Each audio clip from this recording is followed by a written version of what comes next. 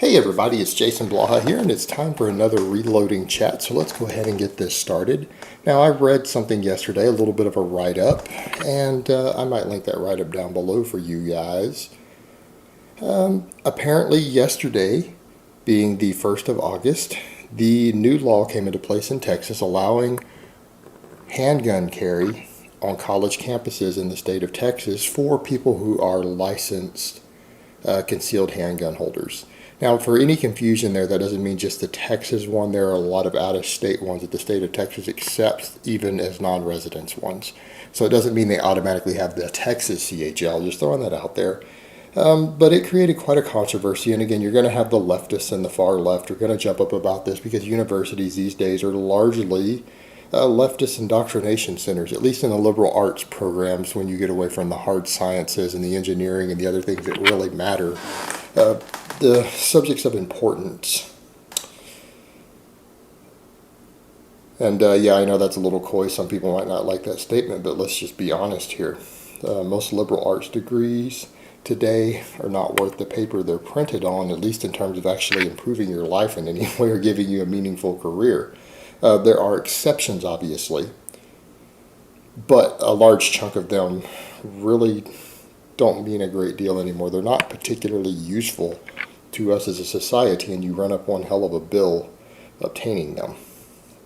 Now, that being said, I'm not going to tell other people how to invest their money or how to spend their loans. Of course, that's their own business. I am, after all, a fiscal conservative. But that being said, they're protesting. They're making a big deal about it. And the form of protest that they have elected is to try to make this about something that it isn't. And I'm not even offended. This is one of these things to where when you hear what they did, I'm not actually offended. I'm in awe of their sheer stupidity. Because how else can you describe this? Basically, they decided that they were going to wear dildos in their holsters instead of guns as a form of protest. And it's very ironic that that's what they chose. Their intended purpose is, of course, to imply that carrying a gun is somehow intended to be some macho thing that's just about your penis. I mean, that's basically what they are trying to say. Well, the problem with that is that it goes way beyond that. It's not anything about your penis. In fact, I would go so far as to say a lot of times carrying a handgun on campus now, with the rape rates we have on campus, in spite of the far leftist culture dominating it, and all the feminists there who scream about rape culture, rape rates on college campuses occur at an absolutely alarming rate. I think it's a fair argument to say that carrying on campus is more about a woman keeping someone else's penis out of her who she doesn't want in there. And they've tried to make it be about a macho thing, when, if anything, what they're doing is mocking the fact that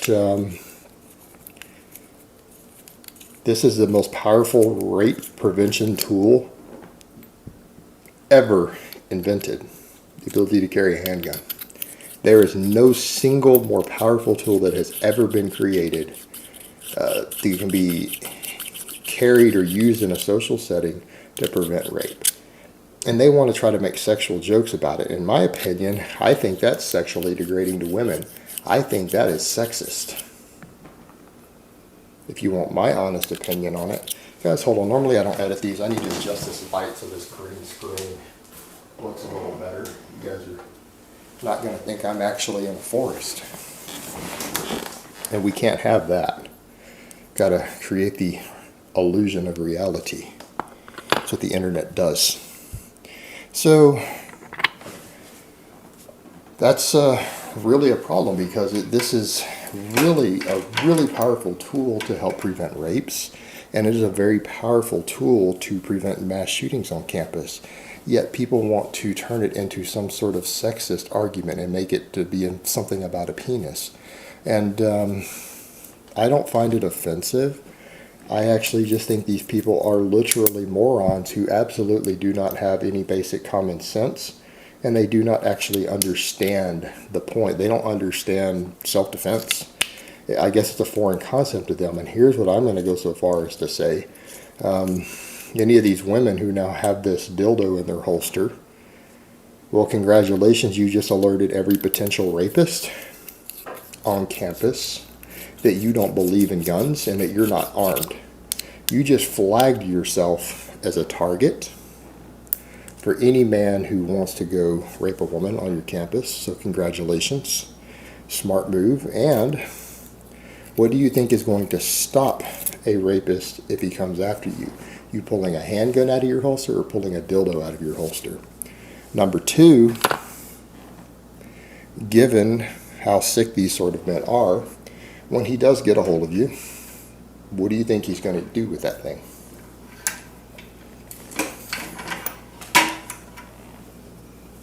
I'm not going to answer that. I will leave that to your imagination. But yeah, this idea that they have that their protest makes any sense and that they're doing something good is absurd, and it's completely out of touch with reality and completely out of touch with how you actually prevent rapes, which is the single biggest self-defense issue and assault issue on college campuses today. And they don't seem to understand how mass shootings happen. Mass shootings happen in gun-free zones. The more people who are armed in an area, the lower the probability of a mass shooting. And people come up with this logic of, oh no, more guns. Yeah, that's exactly how you solve mass shootings. The mass shootings are being done with guns. But that's their logic, but they don't seem to understand the intent component. I'll give you guys a perfect example of putting it in perspective on a larger scale. That's like saying, oh, bigger countries having more nuclear weapons increases the chance there's going to be one used. No, we haven't had one used since nuclear proliferation, because the idea is that your opponent can retaliate. People don't launch nukes because the other side has them also. They don't want the retaliation. The last time a nuke has been used on any city, it was because no one else had them to retaliate with. Now that everyone has them, we've gone over 60 years without one being used on another country because of the fear of retaliation. More nukes didn't equal a higher chance of attack. It's the same thing with the guns. The bad guy who is going to go to a place to shoot people up is going to be less successful if you actually have the ability to retaliate. Because he might have a gun, but he probably isn't well trained. And if there's 5 different people there who can shoot right back at him, statistically, he's not going to be in the fight very long.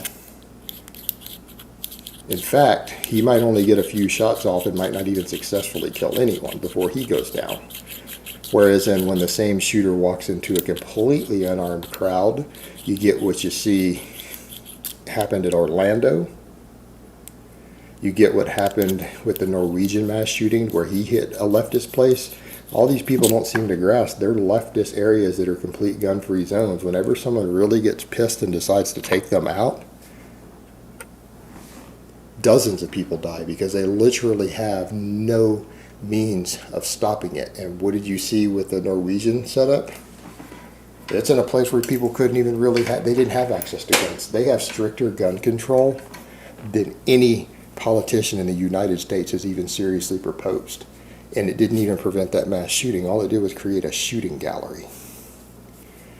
It happened in the Orlando situation because bars and clubs are generally gun-free zones, and because he chose a group that has been snatched up by the far left so that they are a mostly unarmed and helpless group. He knew that going in. It was a shooting gallery. College campuses are the same thing. By allowing the students to defend themselves and be armed, you actually dramatically reduce not only the possibility, but you dramatically reduce the success rate of the mass shooting. And for the people who say, yeah, but their people are more likely to use one, that doesn't seem to be the case even in Texas and most areas where most people are armed. Outside of the ghettos and the hoods and the deep inner city, which are crime-ridden, Again, when you take gang violence out of the equation, it doesn't seem to happen. It's because an armed society is a polite society. When you know everyone else around you is armed and can and will use their weapons, people as a general rule behave themselves a lot better.